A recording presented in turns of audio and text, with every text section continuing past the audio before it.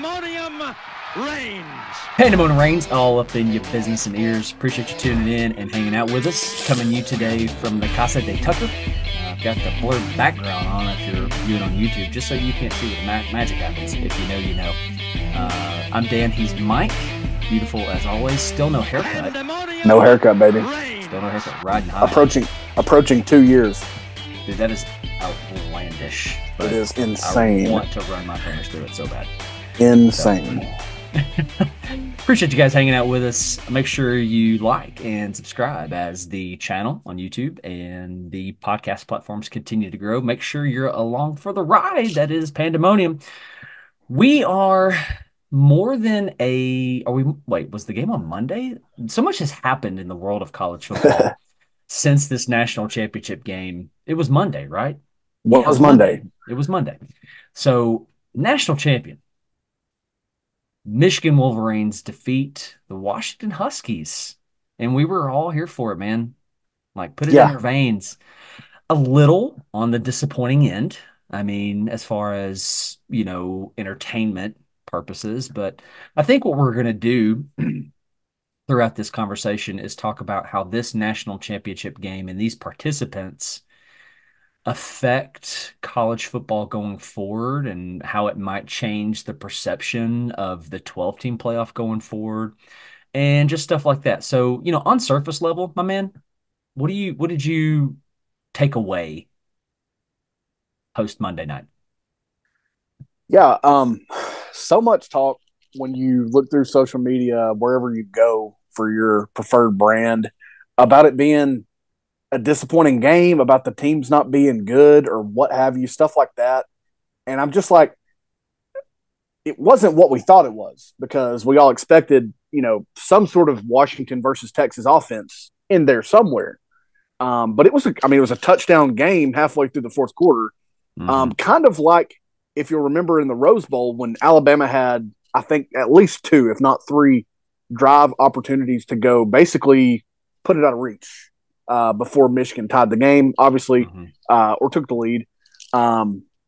Washington had that many chances to tie the game. That had at least a couple to tie the game. We're never able to do that. Massive credit, and you just don't know who's going to have the strongest strength when we come through a season like we come through in college football, and we see dominant team portions such as Washington's offense, Michigan's trenches, and they obviously ruled the day. Yeah. But I'm so many miles away from thinking it was this lame game. I mean, it got out of hand a little bit at the end. It wasn't a 21-point beat down. It was a 21-point win because Michigan really flexed as the game went on. Is really what happened. And Penix was at that point struggling to just walk. Right. Yeah. I mean, that Michigan front was outrageously good. And I like how you mentioned that for the longest time, it was really a 7-point game when it felt like that gap was much larger. Now, that's true. Yeah. I mean, it felt like Michigan was in control in almost every element of the game. Now, what we're not going to do, I should have interjected with this or led with this anyway. We're not going to get into the officiating unless you just absolutely want to. I mean, we can summarize it by saying, don't think calls went both ways. Agreed. But it is what it is. I think that's what we're just going to have to accept in the sport.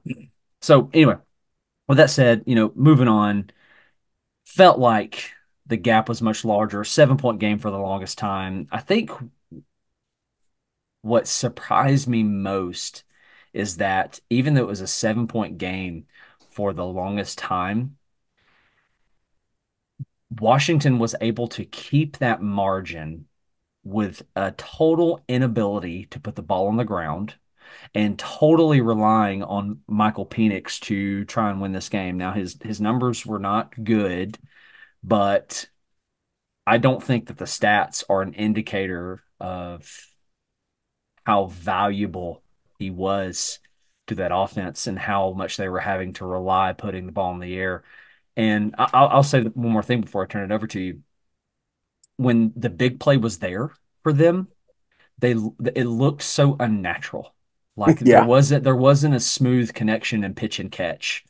The one time that they did connect, I believe it was to Jalen Polk It just looked very, gosh, middle schoolish as far as pitch and catch. If that makes sense, it didn't look natural. But I mean, he wasn't hitting stride, just stuff like that. You get what I'm saying? 100%. Yeah. And it's, it was a little, I don't know the word because it looked familiar because they would motion certain ways. They would get Odunze or Polk or McMillan. And usually Odunze, it seemed like, running just vertically with someone passing him off to no one. And Penix wouldn't have the time. He would shoot just a little bit. Or, when he did have the time, Will Johnson said, not this time. Or, he would have a lot of contact. I'm not dying to go into the officiating either just because I don't think it's really worth it. And then they did hit one play. There was a pretty unfortunate hold called compared to some of the ones that weren't called on Washington's offensive line. A really impactful hold call, yeah. But it was just very disjointed. And I think that's where disjointed, well worded. Yeah. Yeah, super disjointed. They just didn't look like themselves at all. And I think that's where to me, it's just got to be the beef and the strength and the speed of Michigan's defensive line.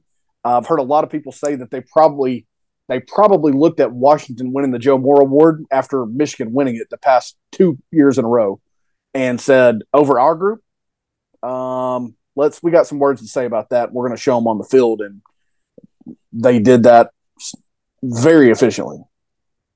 Yeah, I can see that. I would also add on and say this was Washington's first appearance this decade and Michigan's third. So there's going to be a little bit more comfort there for Michigan. Obviously, first natty appearance this decade, first ever natty appearance in the playoff. That's probably what I should have said. So I think that had something to do with it as well. Just the inexperience and not being there, not even making the trip to a semifinal game. But what's funny is, as soon as I say that, my mind goes to, well, they showed no signs of that against Texas. I mean, none. Yeah, I mean, and again, and we talked. It's like we have the same conversations about teams. And with Michigan, it's the trenches, it's Corum, it's those guys. With Texas, it was the receivers, the pass game, and their front seven, and how good it was. So that's kind of what's bizarre, And look, I think Michigan's secondary. I think the world of them. I think they could have been a huge part of it, and taking away some of the quick throws, or Penix not seeing some of his other reads opening up, and Washington's offensive line just not being able to hold up. I want to ask you, what do you think? Do you think if there's a totally healthy, and I'm asking this because I don't think there was a lot of room to operate still, but if Johnson wasn't banged up coming in, Dylan Johnson, if he didn't have that early, he got landed on right on his ankle early in the game, and he was super emotional on the sideline.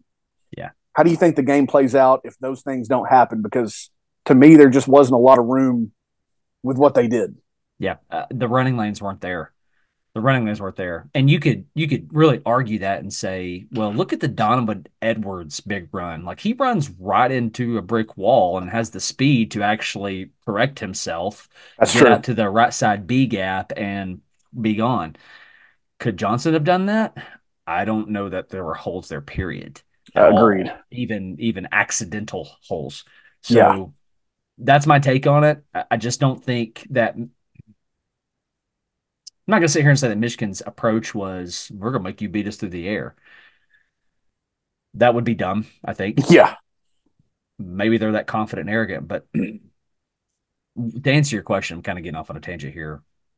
No, the lanes were, the grass was not there. It wasn't Sure there. wasn't. So, it sure wasn't. Let me throw another one back at you. Okay. So this is more of a 30,000-foot view at this whole thing. Now, it wasn't a disappointment as far as total entertainment, right? I mean, we've seen worse. Oh, yeah. Which leads me to this question. If last year is not a 63-7 final, right? Yeah. Are we looking at this one differently? Going, man, what a bummer. Yeah. We probably are if Michigan does get past TCU, and even, we have a Georgia-Michigan 2021 repeat where it's like, 30-10 or something like that. You know what I mean? Yeah. If we have something like that, we're probably and the fact that we're still having people say, what a bummer of a game, how bad the teams looked. I cannot go with that one. How bad the teams look. If you want to talk about the quality of the game, that's one thing. We're probably talking about this very different.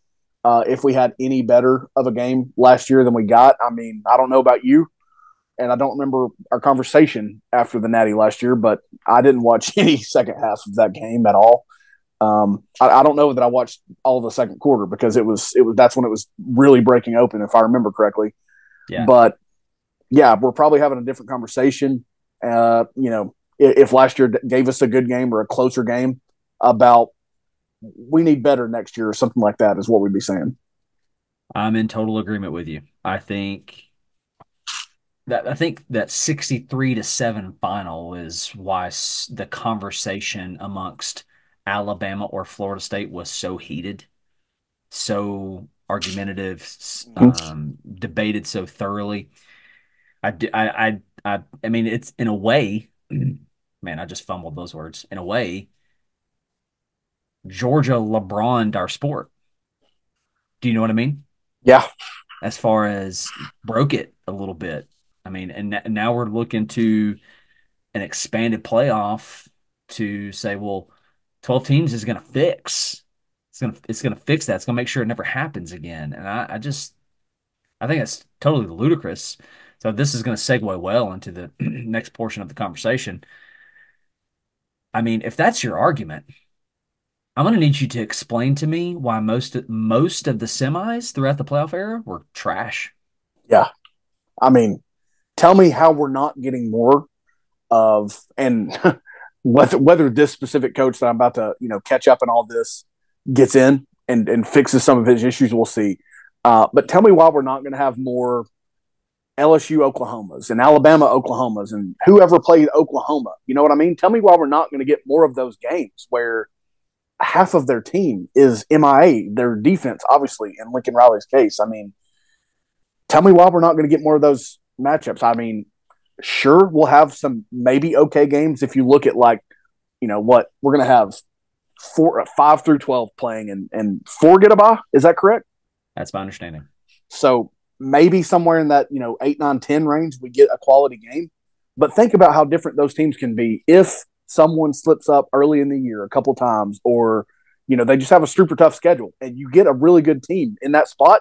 They're going to murder someone and get an opportunity that's created by devaluing our regular season, like we've talked about all along. Yeah, so you mentioned the Alabama Oklahoma semis. I forget what year that was. Kyler Murray, Josh Jacobs, that round, is that what you're talking about? Okay. Yeah. So in this expanded playoff,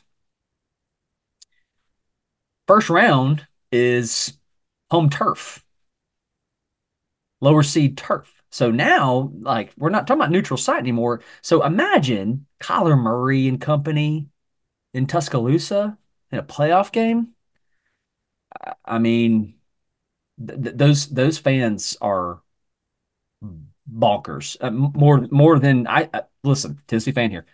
More than the third Saturday in October home game. You know what I'm saying? More than Alabama. That's I think you're talking about a whole nother absolute world of hair on fire. You know what I'm saying? 100%. 100%. I mean, we'll talk. You're talking about whenever, whoever these games are, it's automatically the best game played at that place. I don't care if it's Bryant-Denny Stadium. I don't care if it's Neyland Stadium. I don't care if it's Austin Stadium. I don't care if it's the Big House, Yeah. the Horseshoe. It's the best game, biggest game ever played in that stadium, automatically by default, because a natty is on the line, a trip to continue in the postseason, Yes. and get into the next round of the playoffs is on the line. The fans will be inconsolable every bit of the way. I mean, coin toss. Yeah. Flip out. Yeah. You know what I mean? Yeah. Yeah. Yeah. So I just don't see how, oh man, how moving from 4 to 12 solves anything. Matter of fact, I could make a case for you that the BCS this year would have gave us the exact same outcome. It absolutely Should have. I mean, it's just so frustrating. It feels like inclusion for the base, just to include teams is all it feels like. It doesn't feel like fixing anything, which inclusion for strictly inclusion purposes doesn't do. Yeah. It creates participation trophies and things like that. And I'm sorry, but I don't need to see this year's Liberty and all those Boise State teams playing for a national title where they're at right now. I just don't need to see it. Yeah, I mean, I am not one of those that says bowl games don't matter. I'm not one of those. Nor do I believe in transitive property, so I hope I don't contradict myself here. But take Oregon and Liberty bowl game this year in a bowl game that did matter, right? Air Yeah. quote, and look at the outcome that you got. And it's not because of, they weren't playing for anything like that. I'm just roster comparison, and then you're going to take that game and put it in Austin Stadium. Come on, dude. I don't believe it. I don't believe it. What do you think? All right, so hang on. Let me just go ahead and do this. At the time of this recording, Kalen DeBoer sounds like headed to Alabama as the next head coach. So let me go ahead and put that out there. Obviously, by the time you're listening to this, it's not going to be a spoiler, but because this news is going to be everywhere. Pretty sure Fox Sports, Christian Radio is reporting this right now. Yeah. So, um, this playoff between, excuse me, this national championship between Washington and Michigan, with the absence of an SEC contender in this, how do you think this affected the perception of the playoff system? What kind of conversation, what kind of leverage does it give the expansionists? What kind of leverage does it give the anti-expansionists? Does all that make sense? You get what I'm saying? Like, how do you think that maybe helped our case as those who were not expansionists? Yeah. I think I get what you're saying. And just, if I get off track, let me know. I think this really hurts the expansionists. I mean, I just don't see how it doesn't. And of course, I'm biased in the sense that I want the regular season to mean everything. This is like the last sport where that's still the case. Truly think about it. Yeah, I think it hurts the expansionists because who was, ultimately number 5 went to Florida State, which was crazy because they dropped Georgia 5 places. And I'm not saying, in fact, I've got some conversation I'd like to have in a minute about Georgia. I'm not saying Georgia should have been 5, FSU should have been 6. I'm not saying that. Now, do I think Georgia could have competed for a national championship? Of course, but I want your regular season games to matter. So, number 7, number 8, I don't remember, but I just don't exactly who they were. I mean, it was some form. You're getting into Ole Miss, you're getting into Missouri. Penn State was around 10. Ohio State was, of course, with one loss at the time was there. And I just don't think you need to begin if you can't win your games that are on your schedule. Yeah. What will be the incentive now to schedule difficult? Even and it's already been a challenge to get teams to do that. Sorry, but Michigan scheduled this year, and now understanding that they had a cancellation somewhere along the way over the past couple of years, and it will be played next year with a little less fanfare with Washington. Things happen; they absolutely happen. But what's the incentive now to schedule tough? I mean, seriously, they're on the one hand, if you take the loss, you're still going to have a chance to get in. You win that game, but wait, you might actually have a rematch with that team, like we talked, potentially have with Texas and Alabama. What's the benefit of scheduling tough? None. There is none. It's really high risk, low reward. Yeah, and not only is the regular season getting devalued by how you can get in the playoffs, but it could take further hits because it's going to be like, well, we're already playing 8 non-conference games. We're already playing a tough, regular season conference schedule. Why add a top 5, top 10, top 15 opponent if we don't need to? Right. And, until we get to a place where those games aren't scheduled 10, 12 years in advance, I don't know what you really do about it anyway, other than hope and pray and, not schedule only no-name teams as a practice. But I don't see the incentive of it for the big school or for any big school, and I just don't know why you do it. I'm with you, man. And I would challenge those who said, Washington is a team who needs a 12 spot playoff in order to ever have a chance. Cincinnati is the proof is in the pudding, is it not? It is in the pudding.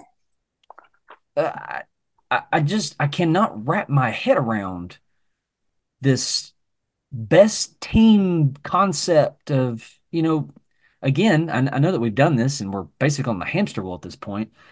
According to who? Best team according to who? According to what?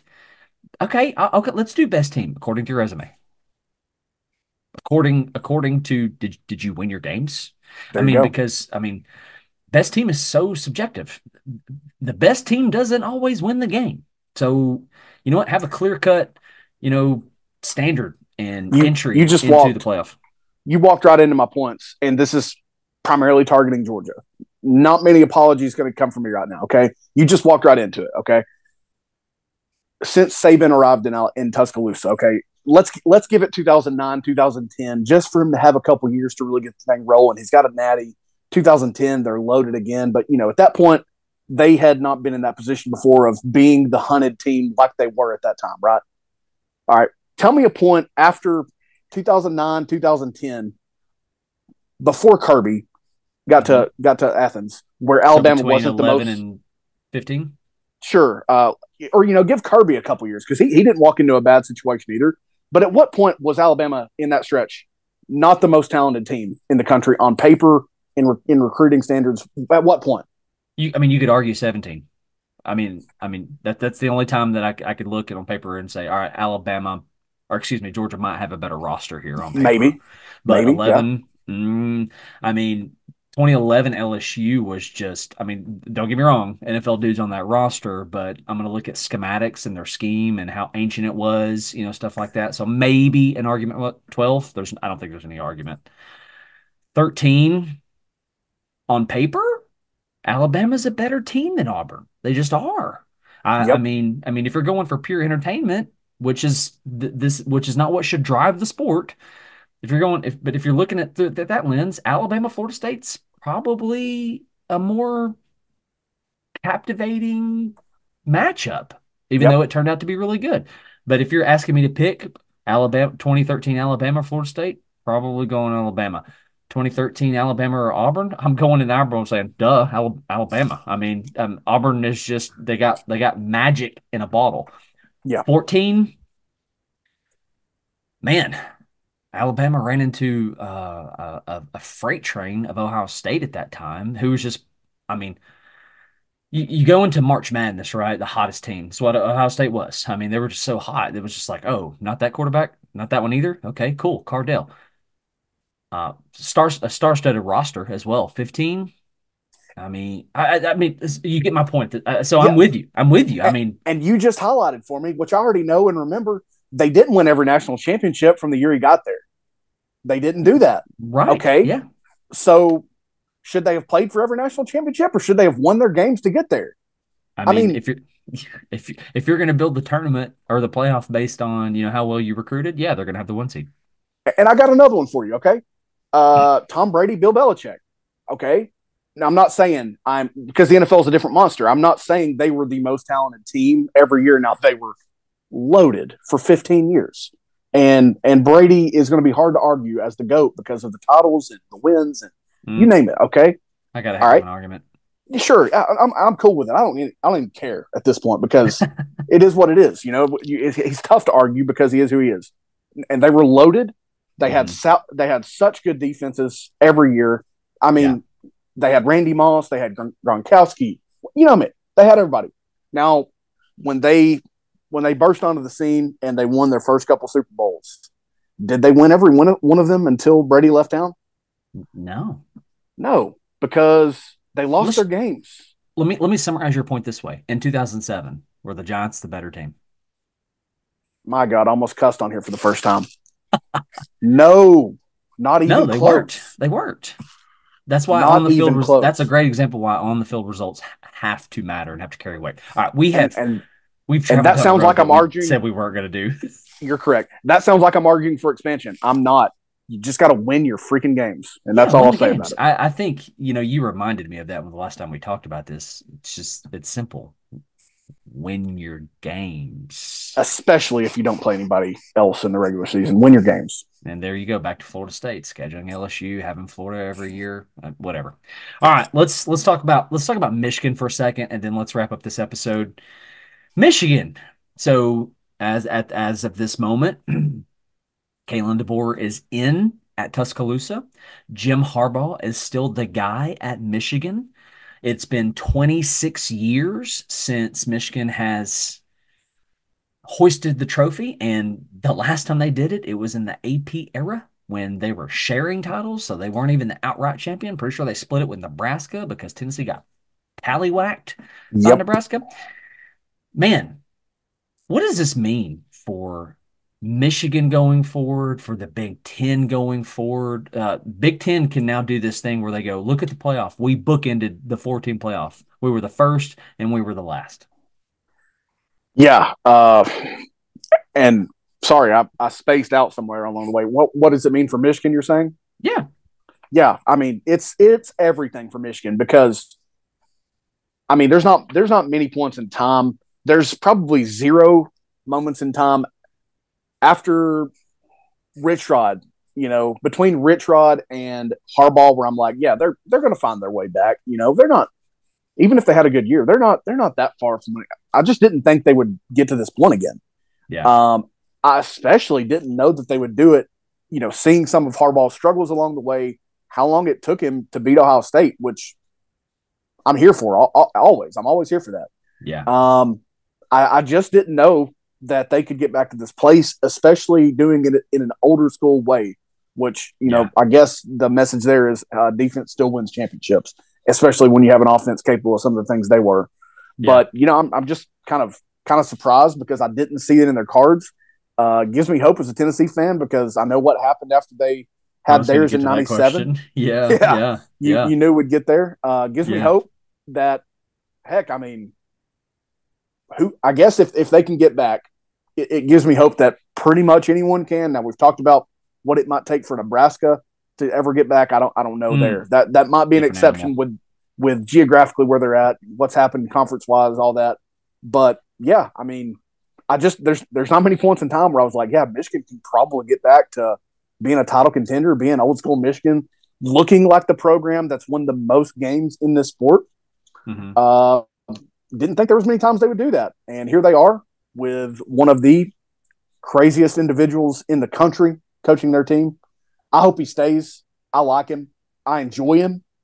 And I think he'd be pretty crazy to leave on the heels of a national championship unless they're just going to get smashed by the NCAA or something like that, Yeah, it's funny that you say that because I think a lot of people are looking at him saying, if you're going to go, now's the time, right out into the sunset, a champion. But, That is true. I think it's funny that out of all people in this world who like Jim Harbaugh, Michael Walker is one of them because he's got some major cringe to him, going out and throwing balls pregame natty with gloves on and, being in practices with no shirt and saying stuff like, who's got it better than that? I can't look. I can't watch when they do that mess. Yeah. It's so cringy. And then Michael Walker's like, kind of like the guy. Like, you're so I think weird. it's all about where he's at. It's all about where he's at. If he was at Ohio State, bro, I would be institutionalized this Well, week. then I'm gonna need at some point, maybe off recording, explanation why this doesn't apply to Dabo and Clemson. So I'll need that at some point. But we're gonna Gotcha. begin to wrap this thing up. I wanna begin to land with his remarks regarding JJ McCarthy and something that you and I have previously talked about, how he basically says he's one of the greatest of all time to come through Michigan or however it's worded, whatever. JJ McCarthy, 10 for 18 in the national championship game and a $140. Yeah, That's it. tough look for that statement he made about the best to come through there. We've debated what it was a couple of Yeah. times, what he said, and we've talked about what he said. Yeah. Tough look. Again, I didn't think we would see national champions win games like that. Yeah. And he had, he wasn't terrible, but he was certainly off at times, and they were determined. And look, after the first quarter, I wouldn't have thrown the ball again. I'd have done that Penn State thing again. I really would have. But they were determined, and they were clearly capable of winning that game on the ground, and very sparingly using their pass game. which is crazy. And again, I thought we were heading the other direction so quickly of offensive and wizardry on the basketball on grass, all that. Yeah. And like I said, defense and old school football won a championship, and sure. Yeah. I don't hate it. No, man, I'm here. I'm here for what you're saying. I would like to give my input on this and say, man, I think this is going to be massive for Michigan, assuming Harbaugh stays. Exactly. Time this national championship up with the departure of Nick Saban. Everybody's road to the playoff just got easier. Now your greatest feat is Georgia, right? It certainly looks that way. So Harbaugh has done this thing where, on the entire offseason, it was beat Ohio State. Well, they did it. They did it again. They're like, all right, get to the natty. Get to the natty. Now win the natty, whatever. Beat Georgia, put it on the whiteboard, circle it, underline it, right? Ohio State, until they can get this Q thing figured out, they don't scare me in the immediate future. I'm going to assume that Kirby's going to continue to do what he has been doing. Yeah. So, a national championship, and you can now look at these recruits coming out of high school saying, we've done it. We beat Saban's last game. He took an L to us. Who's got it better? Okay, I can't believe I just did that. So there's a whole new set of pitches that you can now give to recruits with such confidence. It's no longer we're going to get there. We're going to do it. It's we have done it. And our national championship head coach has chosen to stay, right? We are the all-time winningest program. We are now, the blue bloods of this sport. Again, we're back, and proof is in the pudding. Washington was a prolific offense. Look what we did. So now you can go into the recruits of these IMG Academy defensive linemen and say, look what we did. And you're next in line. It's no longer we think. We believe we can. Chugga chugga. You're what we need to get there. And now it's like, if you're going to come and we're going to do it again. That's what it is. The pitch changes overnight, and there's nothing better than that. Yeah, yeah. And Saban's gone. The road's easier now. So I think if you're Michigan or you're a Michigan fan, I think you're praying to hold on to Harbaugh. I think Tuscaloosa, there's a new coach in Tuscaloosa, but now this is going to set this whole thing in motion as far as the coaching carousel goes. And if you're Michigan coming off a national championship, do you really want to be in that conversation of coaching carousel? And you don't. You just don't. So no. I like the trajectory of Michigan here on out. I would be real excited if Penn State can hang on to Franklin. Obviously, Day's going to stay in Ohio State, but I would be real excited if Jonathan Smith is all he's cracked up to be in East Lansing, and if Fickle can get it going in Wisconsin. The additions of Oregon and Washington, USC, and UCLA into this conference. If Michigan just look at that and say, whatever, do what you want to do. Natty champs. Come play for a national championship program. Any closing thoughts, man? Yeah, not really, man. I think we've pretty well covered it. Yeah, I agree. I'm looking forward to the next episode where we get to talk about, what's going on in Tuscaloosa and whatnot and how it's going to affect the rest of the world. But appreciate you hanging out with us, talking national championship, even though there wasn't a ton of game conversation. I wanted to talk more about how it affected the sport overall, and I thought the participants that were Washington and Michigan were right for the sport. I thought a Washington win would do better for the sport, and just saying like Washington look at like 12-4, whatever. Whatever. Reigns. So anyway, again, appreciate you guys for hanging out with us, tuning in. Make sure you hit like and subscribe on the video. As always, we love you. I'm Dan. He's Mike. This is Pandemonium Reigns. God bless and go Vols. GBO. Pandemonium Reigns.